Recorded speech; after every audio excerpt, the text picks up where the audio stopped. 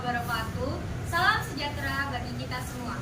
Salam Dan Om Swastiastu, Dharma Budaya, dan salam kebajikan.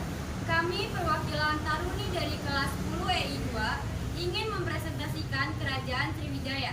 Saya Resta Sanigianti. saya Fitri Amalia.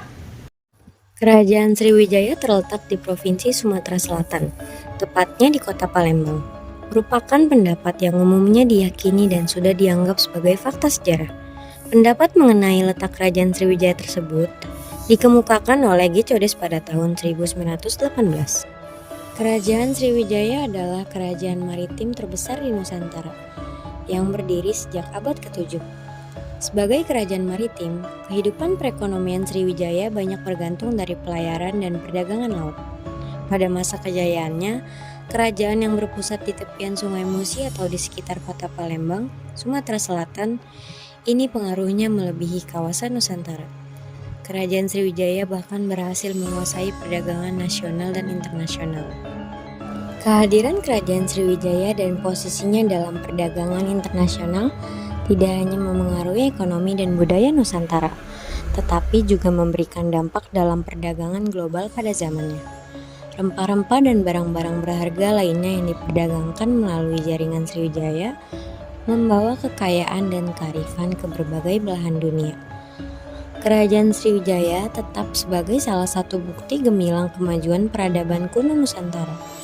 Jejak-jejak uniknya dalam bidang perdagangan, agama, dan kebudayaan masih memberikan inspirasi bagi kita hari ini. Melalui penelitian dan pemahaman tentang fakta-fakta ini, kita dapat terus menghargai warisan sejarah yang berharga ini. Kehidupan politik di Kerajaan Sriwijaya menerapkan sistem kedatuan. Ada beberapa alasan yang mendasari hal ini. Menurut Pradeni dalam buku Sejarah Hukum Maritim Kerajaan Sriwijaya dan Majapahit dalam Hukum Indonesia, kini salah satu aspek yang kuat di Kerajaan Sriwijaya adalah kemaritimannya. Kitab Negara Kertagama adalah sebuah naskah sastra yang ditulis oleh Empu Prapanca pada abad ke-14. Naskah ini memberikan gambaran tentang struktur sosial, budaya, dan kehidupan masyarakat pada masa Kerajaan Majapahit. Dalam kitab ini juga terdapat deskripsi mengenai Kerajaan Sriwijaya, menunjukkan pengaruh dan pentingnya Sriwijaya dalam konteks sejarah Nusantara. Prasasti Kedukan Bukit. Peninggalan Kerajaan Sriwijaya yang pertama adalah berupa prasasti, yaitu Prasasti Kedukan Bukit. Prasasti ini ditemukan di sekitar tepian Sungai Batang, Kedukan Bukit di kota Palembang. Pada prasasti peninggalan kerajaan tertulis angka tahun, yaitu pada 686 Masehi, yang ditulis dengan menggunakan huruf Pallawa serta menggunakan bahasa Sanskerta.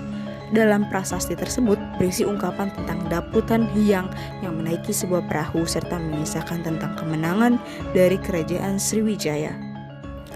Prasasti Kota Kapur.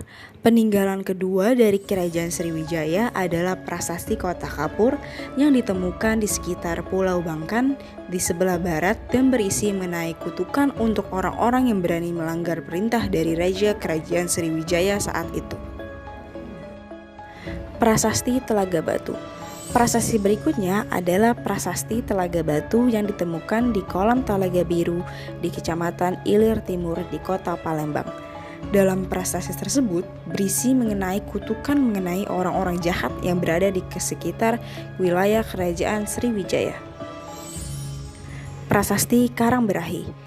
Prasasti ini disebut sebagai Karangberahi dikarenakan peninggalan Kerajaan Sriwijaya ini ditemukan di desa Karangberahi, Merangi di Jambi. Dalam prasasti tersebut berisi mengenai kutukan mengenai orang-orang yang bersikap jahat serta tidak setia pada Raja Sriwijaya. Prasasti Palas Pasemah. Peninggalan lain dari Kerajaan Sriwijaya adalah prasasti yang ditemukan di sekitar pinggir rawa Desa Palas, Pasemah di Lampung Selatan. Dalam prasasti tersebut ditulis dengan menggunakan huruf Pallawa serta menggunakan bahasa Melayu kuno. Prasasti ini berisi mengenai kutukan para orang-orang jahat yang tidak setia kepada Raja Sriwijaya. Prasasti Talang Tuwo. Dalam prasasti Talang Tuwo berisi tentang doa dari Buddha Mahayana serta kisah tentang pembangunan sebuah taman dari Sriwijaya sana. Prasasti Hujung Langit.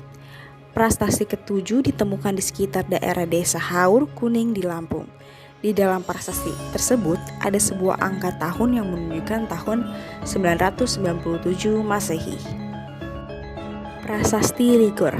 Prasasti peninggalan Kerajaan Sriwijaya berupa prasasti Ligor ditemukan di sekitar wilayah Thailand, tepatnya di sebelah selatan. Dan prasasti tersebut ditemukan oleh seseorang bernama Nakhon Sintamarat. Dalam prasasti Ligor tersebut berisi tentang kisah dari seorang Raja Sriwijaya yang membangun sebuah Tisa Maya Caitya untuk Kajara. Prasasti Leiden. Seperti halnya prasasti peninggalan dari Kerajaan Sriwijaya yang lainnya, prasasti Leiden juga ditulis dengan menggunakan bahasa Sanskerta pada lempengan tembaganya.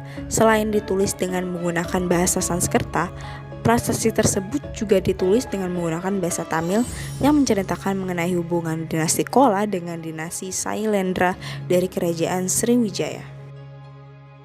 Candi Muara Takus. Selain peninggalan yang berupa prasasti, ada pula peninggalan lain yang berupa candi. Salah satunya adalah Candi Muara Takus yang berada di Kabupaten Kampar, Provinsi Riau. Candi Muara Takus memiliki corak Buddha yang khas dengan beberapa susunan stupa di atasnya. Di halaman candi juga ada candi kecil dengan nama Candi Bugus, Candi Sulung, Stupa Maheligai, Stupa Palangkai.